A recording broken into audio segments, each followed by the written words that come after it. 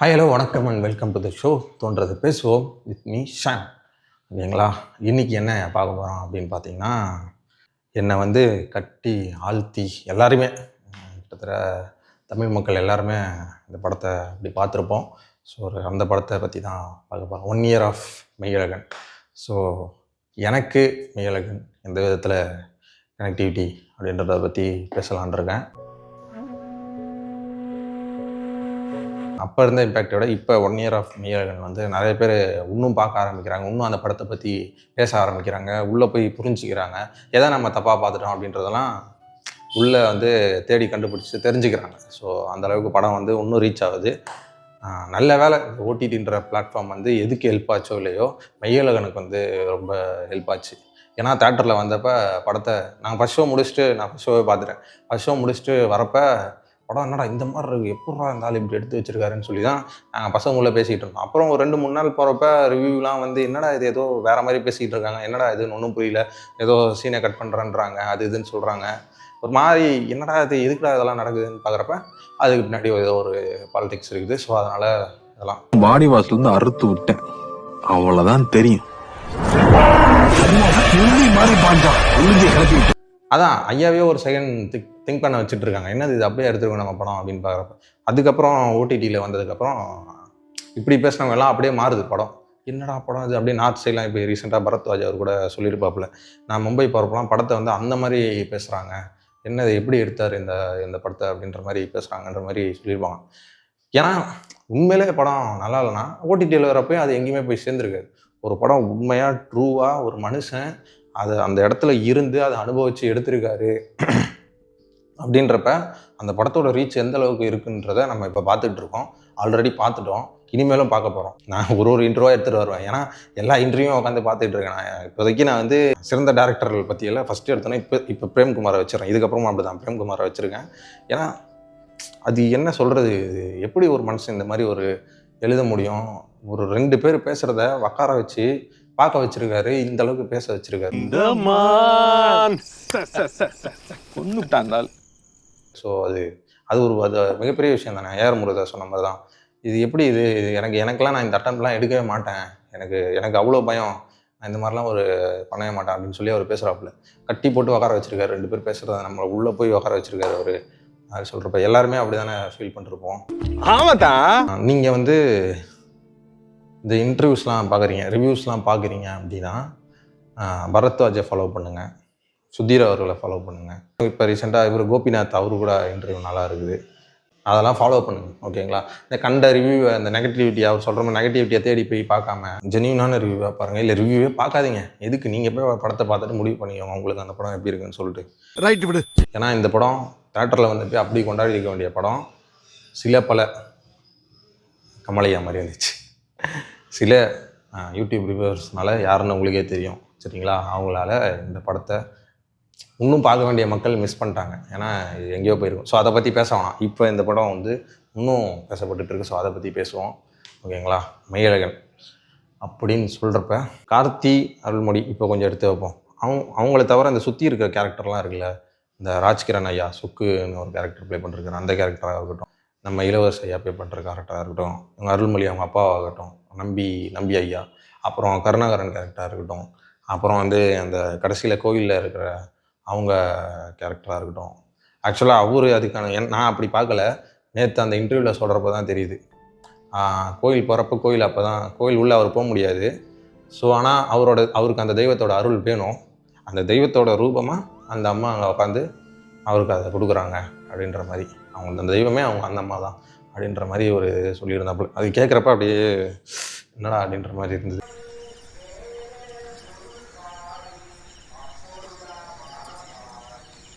அப்புறம் இன்னொருத்தர் டீகோட் பண்ணியிருந்தார். அங்கேருந்து அம்மிக்கல், அந்த ஸ்டார்டிங்கில் இடிக்கிற அம்மிக்கல்ல இருக்குல்ல, அதுக்கப்புறம் அப்படியே கட் பண்ணால் அந்த அம்மிக்கல் அங்கே இருக்குது அப்படின்ற மாதிரி. ஐயோ, இது மாதிரி சொல்லப்போனால் நிறைய சொல்ல போயிட்டே இருக்கலாம். ஒரு காவியம். ஓகேங்களா? ஒரு சீனாக இருக்கட்டும், அவர் கிளைமேக்ஸில் சொல்கிற மாதிரி அவன் வந்து அங்கே இருக்கான், நான் இங்கே தான் இருக்கேன். அவன் கரிகால சோழனை அப்படி பார்க்குறான், இதில் போரில் இறந்தவங்களாம் அவன் சொந்தக்காரங்களாம் பார்க்குறான், எல்லாருக்கும் போய் திதி கொடுக்குறான், அவன் எங்கேயோ இருக்கான் அவன் அப்படின்னு சொல்கிறான். அது அந்த கேரக்டர் அது ரைட்டிங்கே அப்படி அவர் எப்படி பண்ணாருனே தெரில. அந்த மாதிரி ஒருத்தன் இருக்க முடியுமா? அதான் அவர் கேட்குற மாதிரி தான். இந்த மாதிரி ஒருத்தன் இருக்கானேன்னு ஆச்சரியப்படுறதா? இல்லை இந்த மாதிரி தான் எல்லாரும் இருக்கணும்னு நினைக்கிறதா?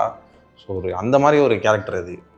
எனக்கு தெரிஞ்சு இப்போதைக்கு ஒரு டிக்கேடா இல்லை ஒரு தமிழ் சினிமா டிக்கேட்டில் ஒரு சிறந்த கேரக்டரு அப்படின்ற இதில் வந்து தூக்கி நம்ம மயிலகனை வச்சிடலாம். ஸோ அந்த மாதிரி ஒரு கேரக்டரு ரைட்டிங், அந்த அவர் ப்ளே பண்ண விதமாகட்டும். ஏன்னா எழுதுறது கஷ்டம்தான். ஆனால் அவர் அதை எழுதியிருக்காரு உள்ள. ஏன்னா அவர் அந்த இடத்துல இருந்திருக்காரு, எழுதியிருக்காரு. அதை வந்து நம்ம கண்ணு முன்னாடி கொண்டு வரது இருக்குது பார்த்தீங்களா, அது என்ன மாதிரி ஒரு விஷயம் ஓகேங்களா. நல்ல வேலை நான் வந்து இந்த படத்தை ஃபஸ்ட் ஷோ பார்த்துட்டேன் அப்படின்றது வந்து எனக்கு நான் வாழ்க்கையிலே உருப்படியாக பண்ணத ஒரு விஷயத்தில் நான் மயிலழகன் பார்த்ததை ஒரு படத்தை பார்க்குறப்ப நமக்கு டக்குன்னு ஃபீல் ஆகும். என்னது இது நம்ம இன்னைக்கு டேவை கொஞ்சம் இதுக்கு டைம் கொடுத்துட்டோமே அப்படின்னு சொல்லி லைட்டாக பேக் ஆஃப் த மைண்டில் யோசிப்போம். பட் ஆனால் இன்றைக்கி உக்காந்து பார்க்குறப்ப ஒரு வேல்யூபிளான டைமு அதை நீ வந்து இங்கே ஸ்பெண்ட் பண்ணியிருக்க. உன்னை அந்த படம் எங்கெங்கெல்லாம் எடுத்துகிட்டு போகுது அப்படின்றத வந்து நான் வந்து ஃபீல் பண்ணேன்.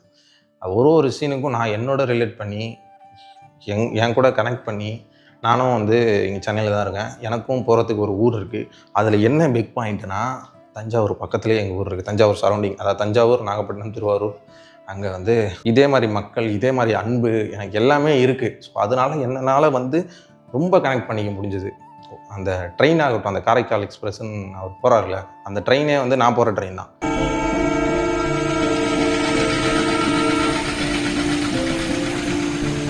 டெய்லியும் நீங்கள் போய் எக்மோர் ஸ்டேஷனில் நின்னீங்கன்னா நைட்டு 9 மணிக்கு காரைக்கால் எக்ஸ்பிரஸ் ட்ரெயின் இருக்குது. அதில் தான் போகணும். தஞ்சாவூர் ஸ்டாப்பிங்கில் நிற்கும்.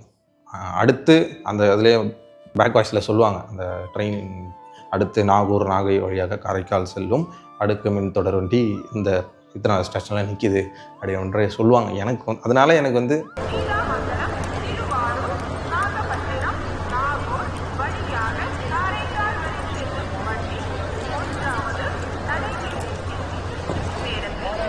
இன்னும் நான் உள்ளே இறங்கி என் பசங்களே சொல்லுவாங்க, உனக்கு இது ரொம்ப கனெக்டாக இருக்கும்லடா, உனக்கு இது ரொம்ப கனெக்டாக இருக்கும்லடான்னு சொல்லிட்டு. கிட்டத்தட்ட அதே மாதிரி சுச்சுவேஷன் எனக்கும் ஏற்பட்டு ஊரை விட்டு வர வேண்டிய சுச்சுவேஷன் இருந்திருக்கு எனக்கு. அவர் கொஞ்சம் நினைவு தெரிஞ்சு ஒரு 17 வயசில் வந்தாரா. நான் வந்து 6th படிக்கிறப்ப வர வேண்டிய ஒரு சூழ்நிலை ஏற்பட்டது. அதே மாதிரி அங்கே இருந்த வீடு, எனக்கும் அந்த ஒரு வீடு இருந்தது. அந்தளவுக்கு பெரிய வீடு கிடையாது, சின்னதாக ஒரு வீடு ஒன்று இருந்தது. அந்த வீடும் இப்போ வந்து இடிச்சு, ஆனால் கைவிட்டு போல. ஆனால் இப்படி ஒரு ஸ்டேஜில் தான் இருக்குது. ஆனால் இப்படியே பேசி வாங்கிடுவோம். அந்த இடம் இருக்குது ஓகேங்களா. அங்கே போயிட்டு ஃப்யூச்சரில் கண்டிப்பாக ஒரு வீடு கட்டணும்.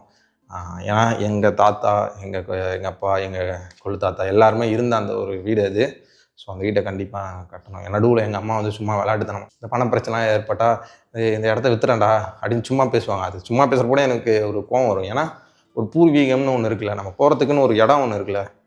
இப்போ போனால் அங்கே வீடு இல்லை, எங்கள் அத்தை வீட்டில் தான் தங்குவேன். ஆனால் இருந்தாலும் அது என் வீடு தான்.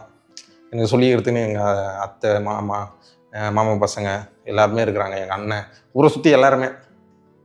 அதாவது இவங்க தான் சொந்தக்காரங்களாம் கிடையாது. யார் வீட்டில் வேணால் நான் போய் உட்காந்து சாப்பிட்லாம், யார் வீட்டில் வேணால் நான் போய் தூங்கலாம், நான் போய்ட்டு உரிமையாக உக்காந்துக்கலாம். அந்த தெரு ஃபுல்லாக எல்லாருமே என்னோடய சொந்தங்கள் தான்.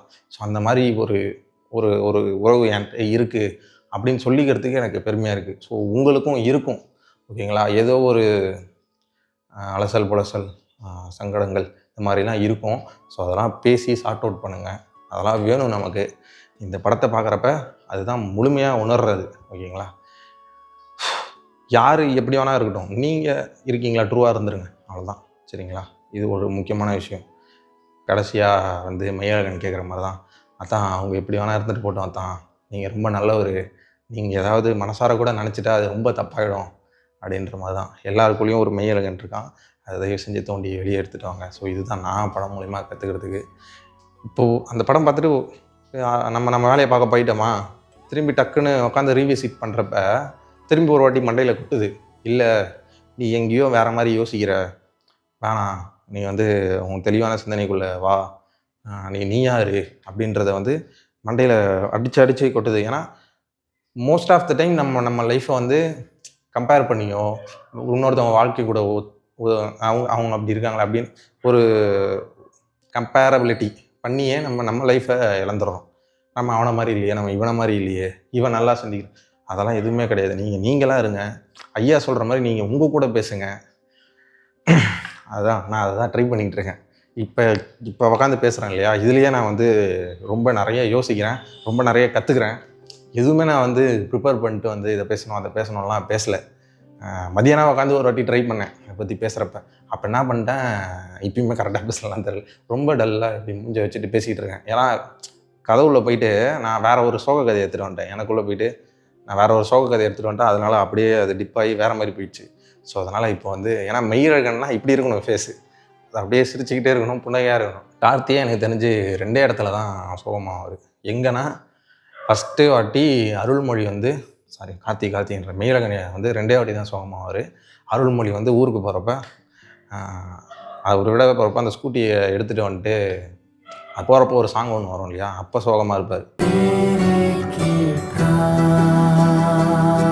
அதோட ஜல்லிக்கட்டு பேன் பண்ணிட்டாங்கன்னு சொல்லிட்டு அன்றைக்கி என்ன பண்ணுறதுனே தெரியல தான், நான் போயிட்டு ரயில்வே ஸ்டேஷனில் அப்படியே அந்த திண்ணையில் படுத்துக்கிட்டேன் அப்படின்னு சொல்லிட்டு சொல்லுவாப்புல. அப்போ டல்லாக அவர் ஸ்டேஷன் பெஞ்சில் போய் படுத்துட்டேன்.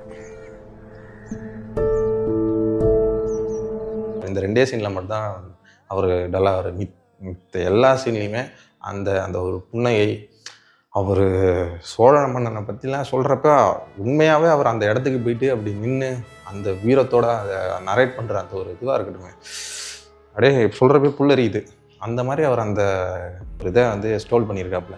இதெல்லாம் இறந்த காலம் பார்த்தா கடந்த காலம், நாம கடந்து வந்த காலம், பொற்காலம், glorious past. நம்ம இந்த பக்கம் மெய்யழகன் பற்றி பேசினா இந்த பக்கம் அருள்மொழியும் விட்டுறக்கூடாது. ஏன்னா அந்த ஒரு சீன் போதும், தங்கச்சிக்கு அந்த கொலுசு பண்ணுற அந்த ஒரு சீன் போதும் அந்த அருள்மொழியோட அந்த கேரக்டரை பற்றி நம்ம பேசுகிறதுக்கு. அப்படி பண்ணிடுவாப்புல அரவிந்த் சாமி அந்த ஒரு கேரக்டரை. எனக்கு தெரிஞ்சு இந்த 2 கேரக்டரை நம்ம வேறு எல்லாம் நம்ம படம் வரைக்கும் இதை இவங்க பண்ணியிருந்தால் எப்படி இருக்கும்னு நம்ம யோசிச்சு பார்ப்போம்ல. இந்த மெய்யழகனில் வந்து நம்ம யாரையுமே அப்படி யோசிச்சு பார்க்க முடியாது. ஏன்னா இதுக்கு இவங்க தான் அப்படின்னு எழுதி வச்ச மாதிரி இந்த ஒரு காஸ்ட் அண்ட் க்ரூ வந்து அவர் செலக்ட் பண்ணியிருக்காப்புல. இன்னும் உள்ளே போய் சொல்லணும்னா இந்த கேரக்டர், அவங்க அத்தை பொண்ணு கேரக்டர் இருப்பாங்களே, ஸ்டார்டிங்கில் வரும்போதே அவங்கள வந்து வெல்கம் பண்ணுவாங்க இல்லையா, அருள்மொழி என்ன நீ அப்படின்னு சொல்லிட்டு, அவங்க அந்த கேரக்டருமே சரி, அது சின்ன ஒரு ரோல் தான். அது ஆடியோ லான்ச்சில் கார்த்தி சொன்ன மாதிரி தான், அவங்க ஒரு வக்கீ சாம் மாதிரி தான். அவங்க கடைக்குட்டி சிங்கத்துலையும் இருப்பாங்க, விருமனில் கூட வருவாங்கன்னு நினைக்கிறேன். ஸோ இந்த படத்தில் அவங்க பண்ண இந்த சின்ன ரோலாக இருந்தாலுமே அது அப்படி நம்மளை அந்த கொஞ்ச நேரத்தில் அப்படி நம்மளை பண்ணிட்டு போயிருப்பாங்க. நான் உன்னையே கல்யாணம் பண்ணியிருக்கலாம்ல அப்படின்ற மாதிரி கேட்குறப்ப, ஐயோ அவரோட ஃபேஸே அப்படி சுருங்கி போய் அப்படி இருக்கும், என்னடா இது அப்படின்ற மாதிரி. அப்புறம் அந்த எல்லோரும் சொல்கிற மாதிரி அந்த தடவை கொடுக்குற சீன், அதை சொல்லி நான் இது பண்ண வேணான்னு சொல்லிட்டு நான் அதை அந்த தடவை கொடுக்குற சீனும் அப்படி இருக்கும். ஸோ இது மாதிரி ஒரு கேரக்டருமே அப்படி ப்ளே பண்ணிருப்பாங்க. படத்தை நம்ம ஜென்ரல் ஆடியன்ஸாக உட்காந்து பார்க்குறப்பே நம்மளை அது அவ்வளோ இது பண்ணுது. அப்படி தான் பார்த்தாகணும். உள்ளே இன்னும் கொஞ்சம் போய் பார்த்தா அது தோண்ட வந்துக்கிட்டே இருக்குது. ஒரு வாட்டியும் ஏதாவது ஒன்று மாட்டிக்கிட்டே இருக்குது. எனக்கெலாம் அந்த அளவுக்கு அறிவு கிடையாது, நோட் பண்ணுற அளவுக்குலாம். அதான் பேசிக்கிட்டே இருக்கலாம் மெய்யழகன் பற்றி, ஓகேங்களா. அப்புறம் முக்கியமாக ஸ்ரீதிவ்யா பண்ணியிருக்க அந்த ஒரு கேரக்டராக இருக்கட்டும், அது அப்போலேருந்தே சொல்லியிருக்காங்க. இந்த சங்கிலி பொங்கலி கதவு திறக்குது பார்த்தீங்களா, அந்த இதில் வந்து ஏதோ ஒரு இதில் இன்டர்வியூ ரேண்டமாக பார்த்தது. அப்போ வந்து ஊர் சைட்லாம் போனால் எல்லா பேனர்லேயுமே வந்து வருத்தப்படாத வாலிபர் சங்கம் வந்திருக்கு. இவங்க காஸ்ட் யாரை சூஸ் பண்ணலான்னு சொல்லி தேடிட்டு இருக்கப்ப வருத்தப்படாத வாலிபர் சங்கம் படம் வந்திருக்கு. அந்த டைமில் ஊர் சைடு போனாலே பேனரில் எல்லா பேனர்லேயுமே ஸ்ரீதிவ்யா ஃபோட்டோ இருக்குமா. ஸோ அப்படி பார்த்து தான் இவங்க வந்து ஸ்ரீதிவ்யா சூஸ் பண்ணாங்க. அந்த படத்துக்கு ஏன் சூஸ் பண்ணாங்கன்னு தெரியல. பட் ஆனால் இந்த படத்துக்கு சூஸ் பண்ணதுக்கு இது ஒரு முக்கியமான ஒரு ரீசன். அவங்களும் அப்படி ஒரு நெயில் டீட் பண்ணிட்டு போயிருப்பாங்க அந்த ஒரு கொடுத்த கொஞ்ச நேரத்தில். அவங்க அண்ணன் அந்த கூப்பிட்றதா இருக்கட்டும், அவங்களுக்குள்ள அந்த மெய்யழகனுக்கும் இவங்களுக்கும் உள்ள அந்த ஒரு ரிலேஷன்ஷிப் ஆகட்டும், கார்த்தி சாருக்கும் அவங்களுக்கும் அந்த ரிலேஷன்ஷிப்பு ரொம்பலாம் போட்டுருந்தேன். அந்த ரொமான்ஸ் சாங்லாம் வச்சா காட்டிகிட்டு இருக்க முடியும். சின்ன அங்கங்கே அந்த ஒரு புரிதலில் தான். ஆனால் விடுங்க, அவரே என்றைக்கோ ஒரு நாள் தான் இந்த மாதிரி இருக்காப்புல, நானும் எதுவும் கேட்குறதில்ல அப்படின்ற அந்த சொல்கிற அந்த ஒரு சீனாக இருக்கட்டும். தெரியுதுல எந்த அளவுக்கு ரொம்ப கஷ்டப்பட்ட மனுஷன் இருந்துட்டு போட்டோம். பாவம், கஷ்டப்பட்டு முன்னுக்கு வந்தவர் சந்தோஷமாக இருந்துட்டு போட்டோன்னு நானும் விட்டுறது.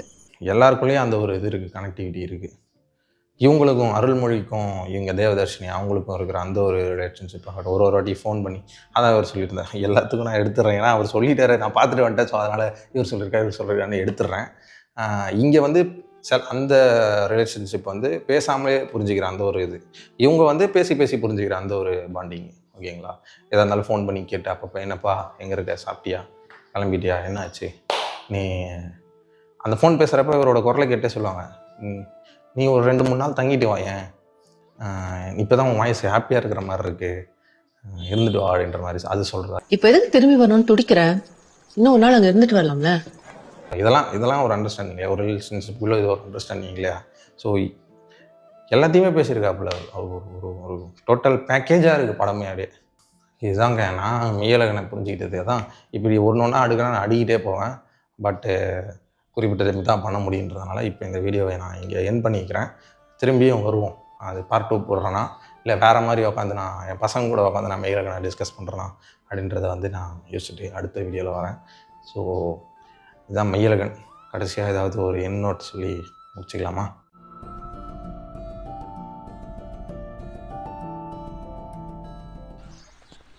கதவை தரடா மெய்யழகா.